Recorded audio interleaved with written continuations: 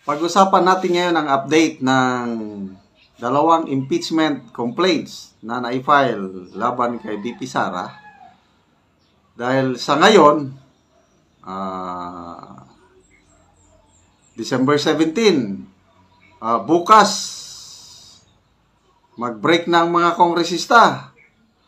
Hindi pa rin umuusad ang dalawang complaint na na-file sa kanya. Nandun pa rin sa Secretary General ng House of Representatives. Ano ba ito? Peke?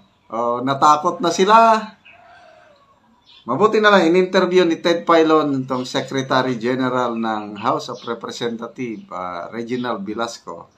Ito, mapapakinggan natin yung tunay na kalagayan ng impeachment complaint. Pakinggan natin ito. Opo.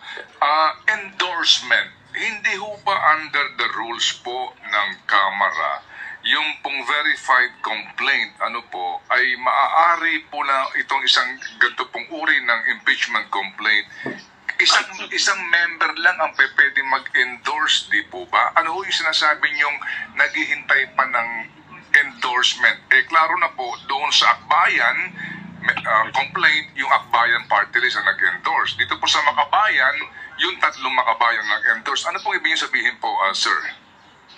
Meron pong nakikiusap na mga congressman at humingi silang kopya ng complaint. No?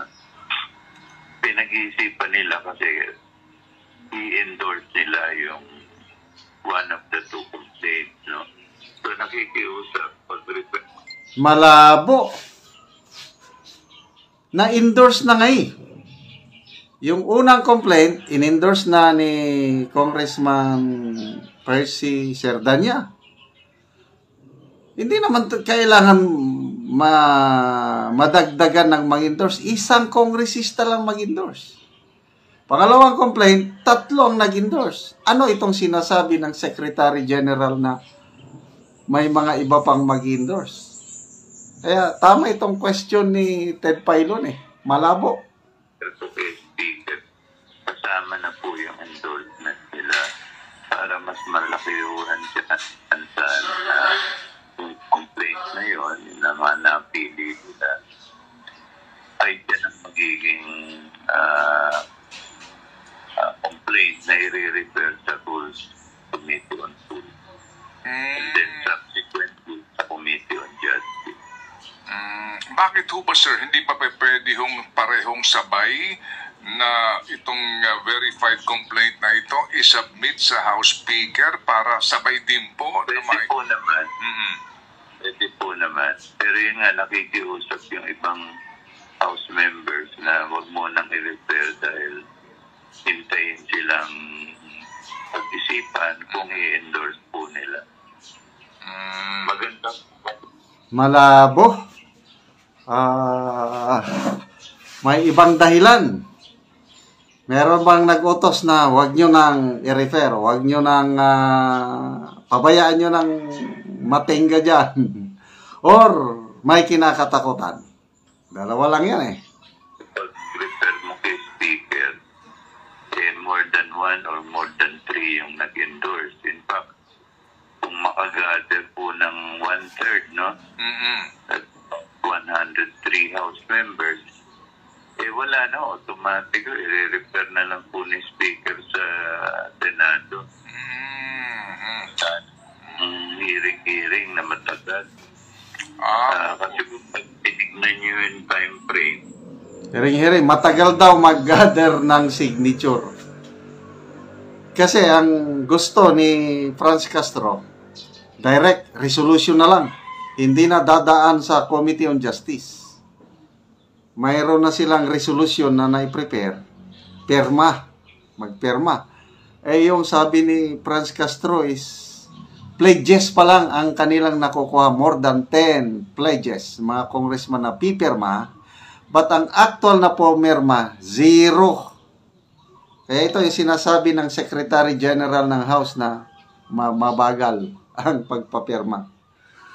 Sa mga hearing na gagawin, hindi na aabot kahit na hanggang next year. Kasi po, we have only few remaining session days. Opo, opo. So, Sec Jen, kumbaga po, ito hong gusto ho munang i-hold ang referral po sa speaker kasi in case po ba na mai-refer na sa speaker at mai-calendar ng committee ang rules at hindi na ho pwedeng mangalap po ng 1/3 na signature among the members of the House para po... Pwede pa naman po. Pwede pa rin. Pwede naman po. Pero, yun nga ho, pag na-refer na ho sa Committee on Justice, the Committee on Justice takes over the complaint, no? At pag sinabi nila okay na yan, in form and substance, pwede naman pagputuhan yan for the enforcement. Kasi talagang ngayon, wala akong nag-i-endorse pa except for the complainants po, no? Kunyari, yung mga kabayan na lang, yung mga kabayan black complaint, tatlo lang po. Wala akong nadadagdag eh. So, ang chance una na dumaan sa Committee on Justice at matapos ng Committee on Justice within 60 session days, no? Malabo po yan. Opo. Okay, malabo. Or legislative calendar. Opo, naunawaan po namin. Pero Sec Jen, ito sa rules lang po tayo. Kapag ho ba nag-take cognizance na ang Justice Committee sa complaint, pwede ho bang kunin po iyon ng 1/3 votes o signatures ng mga members? Kumbaga, pwede ho bang ma-bypass na po yung Justice Committee proceedings and then, pwede pa rin? Pwede po. Pwede pa rin po. Ayun. At any point in time, pwede po yun. Okay. Basta makagather ng 1/3, no? Minimum. Opo. Of 1/3 or 103, 103 House members na nakapirma po at i-certify po, kailangan humarap sa akin na talagang ini-endorse nila, no? Opo. Under our rules po, hindi pwedeng pakita lang sa akin na pinirmahan. Opo. Kailangan ma-verify na pinirmahan talaga. Yes, sir. Opo, sige. Member na yan. Opo, sige. So, Sec So, Jen... mabigat po yung Opo, trabaho ng section, eh. Opo, we understand. So, Sec Jen, ganito po. Sino po itong nakikiusap sa inyo at para baga nagpapahintay pa na doon sa third impeachment complaint? Hindi ko masasabi yung pangalan, pero they belong to both minority and majority. Kaya kailangan pakinggan natin sila.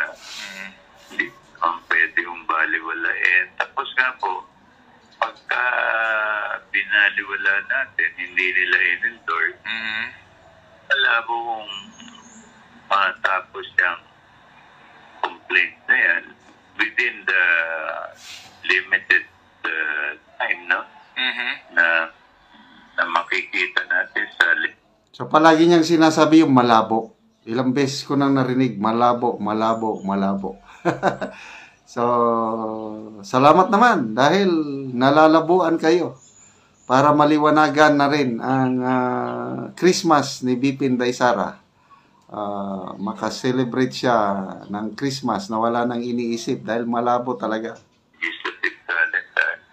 Kunyari po, magre-resume kami January 15, no? And then, mag-adjourn na po sa February 7. So, pag tinignan nyo, that's less than, mga 12 Session days. 12 session days, yes. Opo. At ang balik niyo ho ninyo ay June 2 na, no?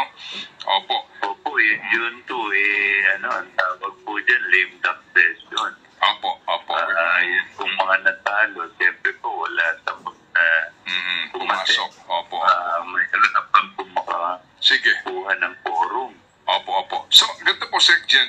Sec Jen, sa ilalim po ng rules ninyo, kapag natanggap nyo na yung verified complaint, hindi pa po nagbibilang ng araw because under the rules nga, pagtanggap po ni Speaker, meron siyang 10 days to refer ho sa committee, sa plenary. Opo. Kasi sa inyo pa, wala pang bilang ngayon. Kami po, wala kaming nakalagay na time. Nakalagay lang immediate, no? Based on our history, meron pong section na isang buwan bago ni-repair yung. So, wala ko given time. Unlike sa speaker, kailangan 10 session days. Opo. Justice. Opo. Session days. Opo. Pero Talagang Opo, pero hindi kaya pero Section, ito po ngayon na paghawak po ninyo at mga pakiusap na ito sa pananaw po ng iba, parang dribble ba? Para bang hindi nyo gustong i-file ito kasi nga din may instruction na ito po ang inyong gawin to hold the referral to the speaker. May ganun ho ba? wala po kasi ang nakikiusap po mga house members. May rason yan. Bakit hanggang ngayon hindi pa umuusad? Dalawa lang. Tinakinggan na nila yung hiling o opinion ng Pangulo na wag nang ituloy. Or, nangangamba sila sa malawakang rally ng Iglesia ni Cristo. Dalawang salamat. Sana matuloy na ang rally ng Iglesia ni Cristo January. Mayroon na akong nabasang petsa ba? Kaya lang, hindi pa sure. Basta, ako umaasa na matutuloy ang rally ng Iglesia laban sa impeachment complaint ni BP Inday Sara.